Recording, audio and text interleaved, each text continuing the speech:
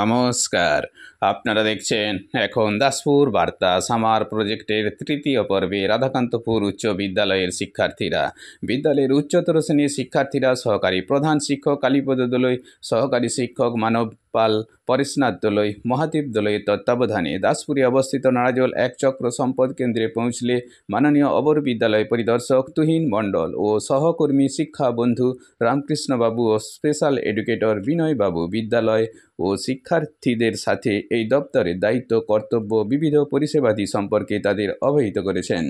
এরই কয়েক ঝলক জানতে চোখ কান খোলা রাখুন এখন দাসপুর বার্তার পর্দায়। দাসপুর থেকে রিপোর্টে Shyamsundar Doloi. Like and follow with subscribe এখন দাসপুর বার্তা। এই দাসপুর বার্তায় যুক্ত হন, আলোর পথে এগিয়ে চলুন। সবার উপরে আছে আমাদের স্কুল এডুকেশন ডিপার্টমেন্ট, একদম সেই বিকাশ ভবন। তার নিচে আছে কি বিভিন্ন জেলা, আমাদের যতগুলো জেলা আছে জেলায় ডিআই স্যারেরা আছে। আবার প্রত্যেক জেলার অধীনে থাকে সার্কেল। তো আমাদের পশ্চিম মিদনাপুরে টোটাল এরকম 51টা সার্কেল আছে। এই ব্লকে এরকম দুখানা সার্কেল আছে। সার্কেলের নিচে গিয়ে থাকছে আমাদের স্কুল। এবারে ডিস্ট্রিক্ট থেকে আমরা যদি দেখি, আবার প্রাইমারি সেকশনের একটা আলাদা ব্রাঞ্চ আর হাই স্কুলের জন্য আলাদা ব্রাঞ্চ। অর্থাৎ ডিআই অফিসে ডিস্ট্রিক্টে দুজন ডিআই স্যার থাকেন, একজন প্রাইমারি সেকশন দেখেন আর একজন সেকেন্ডারি সেকশন দেখেন। আর সার্কেলে এসে কি হয়, আমাদের মূলত কাজ কিন্তু প্রাইমারি সেকশন দেখা, টিচার্স স্টুডেন্ট সবার, এবং হাই স্কুলের ক্ষেত্রে শুধু বাচ্চাদের ব্যাপারগুলো দেখা। টিচার দেখলাম এসএসএম এর একটা অফিস থাকে, সর্বশিক্ষা মিশন আমরা বলি না, তোমাদের স্কুলে লেখা আছে দেখবে সর্বশিক্ষা মিশন লেখা থাকে, বিভিন্ন জায়গায় লেখা থাকে। সর্বশিক্ষা মিশন বলে আরেকটা ব্যাপার আছে, সেটাও প্রত্যেক ডিস্ট্রিক্টে একটা করে অফিস আছে। এইগুলো আমাদের অ্যাডমিনিস্ট্রেটিভ স্ট্রাকচার। আমাদের এই সার্কেলে নারাজল এক চক্র, এখানে মোটামুটি 6টা জিপি এরিয়া আমাদের এই দাসপুর 1 ব্লকে। দাসপুর 1, 2, নন্দনপুর 1, 2, মাঝবেরিয়া এবং বাসুদেবপুর, এই 6টা গ্রাম পঞ্চায়েত এরিয়া কিন্তু এই সার্কেল রয়েছে। আমাদের 72টা প্রাইমারি স্কুল আছে, আর জুনিয়র স্কুল, মাধ্যমিক স্কুল এবং উচ্চ মাধ্যমিক স্কুল মিলে 18টা আছে। তার মধ্যে 12টা জুনিয়র, 12টা হচ্ছে এইচএস, আর 3টে হচ্ছে মাধ্যমিক পর্যন্ত, আর 3টে হচ্ছে জুনিয়র স্কুল। যাওয়ার জন্য যে সমস্ত উপকরণগুলো প্রয়োজন হয় তার একটা অংশ সরকারিভাবে দেওয়া হয়, বেশিরভাগটাই দেওয়া হয় সরকারিভাবে। যত উপরের ক্লাসে দিতে যাবে তত সরকারি ওই সাপোর্টটা একটু কম হয়, ডাইরেক্ট ইনসেন্টিভ। যখন স্কুলে আসছো, তোমাদের যে বই তোমরা যেটা নিয়ে আসো এখন আপ টু ক্লাস 10 পর্যন্ত যত বই সবটাই হচ্ছে সরকারিভাবে দেওয়া হচ্ছে। তাহলে ওই বইটা কিন্তু এই অফিস থেকেই যাচ্ছে। আমাদের কি হয়, সরাসরি কলকাতা থেকে গাড়িতে বই আসে, আমাদের অফিসের উপরে ওখানে জমা হয়, মাস্টারমশাইদেরকে বলা হয়, মাস্টারমশাইরা এসে নিয়ে তোমাদেরকে দিয়ে দেয়। কলকাতা সাইডের খাতাগুলো দেখেছো, ওগুলো কিন্তু ওই একইভাবে বইয়ের মতোই আমাদের অফিসে আসে, এখান থেকে তোমাদের হাতে স্কুলের মাধ্যমে চলে যায়। ক্লাস 5-এ দেখবে ব্যাগ দেওয়া হয়, শুধু ক্লাস 5-কে দেওয়া হয়, ওটাও কিন্তু এই অফিস থেকে যায়, ওই এক গাড়িটাও এখান থেকে যায়। আর এর সঙ্গে তোমাদের যে ইউনিফর্ম, যেটা একেবারে মানে ক্লাস 1 থেকে ক্লাস 8 পর্যন্ত তোমাদের 2 সেট করে ইউনিফর্ম দেওয়া হয় জানো গভর্নমেন্টের থেকে। ওটা ডাইরেক্টলি আমাদের মাধ্যমে যায় না, ওটা বিডিও অফিসে ভায়া হয়ে এখন সেলফ হেল্প গ্রুপ তারা তোমাদের স্কুলে প্রোভাইড করে। আইডি আছে, নিজস্ব আইডি আছে, ওই আইডিটা তোমরা আপ টু ক্লাস মানে কলেজ ইউনিভার্সিটি পড়া পর্যন্ত কিন্তু ওই আইডিটা ফিক্স থাকবে, এবং ওটা কিন্তু সব জায়গাতেই লাগছে ওই আইডি নম্বরটা।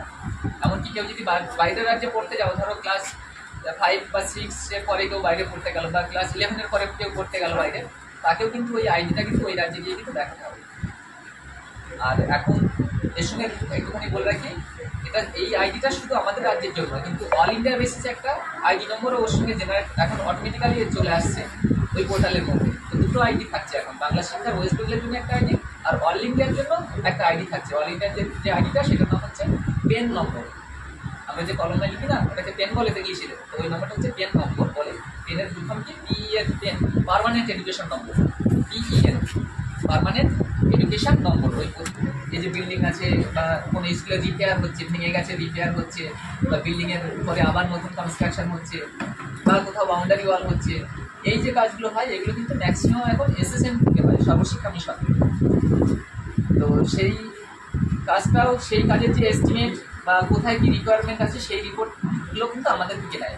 অনেক সময় স্কুল করে কি সরাসরি গিয়ে জেলায় জমা দিয়ে আসে অ্যাপ্লিকেশান, জেলা আবার ঘুরে আমাদেরকেই পাঠায় যে আপনারা এনকোয়ারি করে দেখুন যে ওদের সঠিক ডিপার্টমেন্ট আছে কিনা, আমরা রিপোর্ট দেবো, তারপরে ওরা বিবেচনা করবে।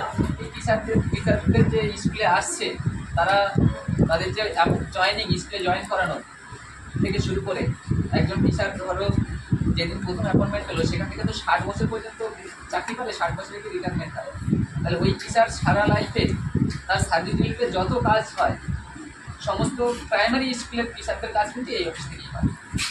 এই অফিস এবং জেলা অফিস, জেলা ডিপিএসসি বলে আরেকটা অফিস আছে, সেটার আমি ডিটেলস যাচ্ছি না। ওরা টিচারদের অ্যাপয়েন্টমেন্ট লেটার ইস্যু করে, আমরা সেই অ্যাপয়েন্টমেন্ট বেসিসে টিচারকে জয়েন করাই।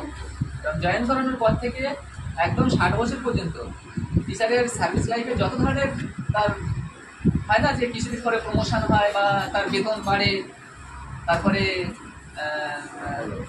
10 বছর হলে বা 20 বছর চাকরি হলে আরেকটু বেতন বাড়ে, এরকম অনেকগুলো নিয়ম আছে।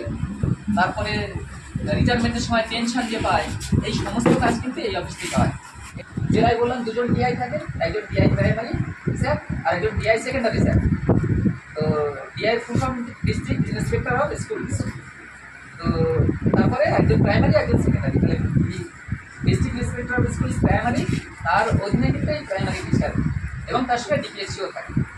আর হাই স্কুলের ক্ষেত্রে সমস্ত সার্ভিস রিলেটেড কাজগুলো এডিআই অফিস থেকে হচ্ছে, additional district inspector of schools sub division লেভেলে থাকে এবং তার সঙ্গে district inspector of school secretary, তাদের মাধ্যমে সমস্ত ওই সার্ভিস রিলেটেড কাজগুলো হয়।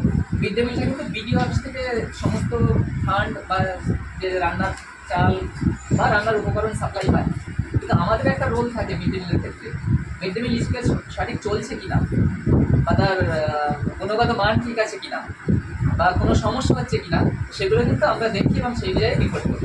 চিলড্রেন উইথ স্পেশাল নিডস, আমরা দেখবে যে কিছু কিছু বাচ্চা আছে তাদের ফিজিক্যাল কোনো প্রবলেমের জন্য আমরা তাদেরকে সিডাব্লিউএসএন বা চিলড্রেন উইথ স্পেশাল নিডস বলি বা বিশেষ চাহিদা সম্পন্ন শিশু বলি, তাদের রিলেটেড অনেকগুলো কাজ এখান থেকে হয়। স্পেশাল এডুকেটর আছে, এনার কাজ হচ্ছে আমাদের যে স্পেশাল চাহিদা আছে তাদের বিষয়গুলো দেখাশোনা করা।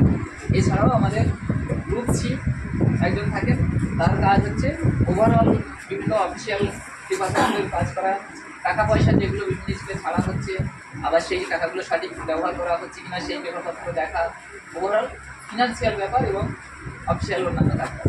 এই চশমাটা দিলেই ও কিন্তু আমাদের মধ্যে পড়াশোনা করতে পারছে, তাহলে ওকে আমরা স্কুল থেকে কি বাদ দিয়ে দেবো?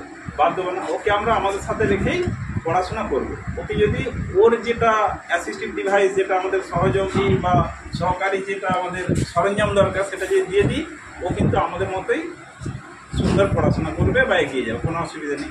তো সেই রকম যাদের যা যা সহায়ক সরঞ্জাম দরকার, কার চশমা দরকার, কেউ হয়তো আমি কানে কোনো মেশিন ছাড়াই শুনতে পাচ্ছি, যে একটু শুনতে পাচ্ছে না, তাকে একটা কানের মেশিন দিয়ে দিলে সে কিন্তু আমাদের মতো শুনতে পাচ্ছে। আমি স্বাভাবিকভাবে হেঁটে যাচ্ছি, কেউ পাচ্ছে না হাঁটতে, কিন্তু তার ব্রেন ঠিক আছে, পড়তে পারে, সব পারে, তার হয়তো একটু একটা গাড়ি দরকার, তাকে গাড়ি দিয়ে দিলেই তাহলে আমার সাথে কিন্তু সে পড়াশোনা করতে পারবে। তো তাদেরকে আমরা আমাদের সাথে পড়াশোনায় রাখবো না বাদ দিয়ে রাখবো, তা অসুবিধা তো কিছু নেই, কারণ সেও তো একদিন আমাদের মতো একজন ভালো অফিসার হতে পারে, ডাক্তার হতে পারে, ইঞ্জিনিয়ার হতে পারে, কারণ তার তো ব্রেন সব ঠিক আছে। আমাদের এই বাংলা শিক্ষা পোর্টালে যে আপলোড করা আছে ওখান থেকে সরাসরি গিয়ে সরাসরি অ্যাকাউন্টে পাঠিয়ে দেয়। আর কি হয়, ওই যে বলছিলেন যে চোখে দেখার জন্য যে চশমা বা একটু ম্যাগনিফাইং গ্লাস যেটা বলে, বা কারোর হুইল চেয়ার লাগছে বা কারোর হেয়ারিং এড লাগে, আমাদের অফিসে 1-2 বছর ছাড়া ছাড়া একটা ক্যাম্প হয় ওই সমস্ত বাচ্চাদের, তাদেরকে ডাকা হয়, ওখানে স্পেশালিস্ট থাকেন, তারা বাচ্চাকে চেক আপ করে ওরাই ঠিক করে দেয় যে কোন বাচ্চার কী ডিভাইস লাগছে। তো সেই অনুযায়ী আসতে একটু লেট হলেও কিন্তু আমরা পরবর্তীতে 6 মাস বা 1 বছরের মধ্যে ওই মেটেরিয়ালস আমাদের কাছে চলে আসে, আমরা আবার সেই বাচ্চাকে দেখে সেটা আমরা অনেকটাই বেশ। আর একটা বিষয় যেটা হচ্ছে বাল্যবিবাহ, যেটা হচ্ছে 18 বছরের নিচে আগে কিন্তু যে সংখ্যাটা ছিল সেই সংখ্যাটা কিন্তু অনেকটাই কমে গেছে এখন। এসআইয়েরও ঠিক সেম কোয়ালিফিকেশন থাকে, অর্থাৎ অনার্স গ্রাজুয়েট এবং বিএড এই দুটো থাকতে হবে, অনার্স গ্রাজুয়েট প্লাস বিএড। এবার ওখানে বলা থাকে যে অনার্সের 50% থাকতে হবে মিনিমাম, আর অথবা এমএতে থাকলেও হবে 50%, আর বিএড মাস্ট। অ্যাকচুয়ালি যারা এসআই হয় তারা জানবে সবাই টিচার হওয়ার জন্যই পড়াশোনা করেছিল, ঠিক আছে। তারপরে এসআই ফর্ম বেরিয়েছে, ফিল আপ করেছে, পরীক্ষা দিয়েছে, পেয়ে গেছে এসআই। কিন্তু এই যে ডিআই, আমাদের ডিআই যে বললাম, ডিআই স্যার বললাম না, DI primary sir, DI secondary sir, ADI sir, এরাও কিন্তু সব এই এসআই থেকে পরবর্তীতে প্রমোশন হয়ে এআই হয়। এবার এআই হওয়ার পরে ডিপার্টমেন্টাল সেই পরীক্ষায় পাশ করলে তবে ডিআই হওয়া যায়। তবে অ্যাকচুয়ালি আজকে যারা ডিআই হয়েছে তারাও কিন্তু একসময় পড়াশোনা করেছিল এই টিচার হওয়ার জন্য, ঠিক আছে। তারপরে ডিআই থেকেও আবার পরীক্ষা দিয়ে হচ্ছে ডেপুটি ডিরেক্টর পর্যন্ত হওয়া যায়, তাদের ভর্তি হয় বিজ্ঞান বিভাগে। হ্যাঁ, এই এতগুলো সুযোগ আছে, ডেপুটি ডিরেক্টর পর্যন্ত যাওয়ার সুযোগ আছে। আরেকটা বিষয় একটুখানি বলে দিই, টিচার যারা আছে তোমাদের যে মাস্টারমশাই যারা আছে ওনাদের 7 বছর যদি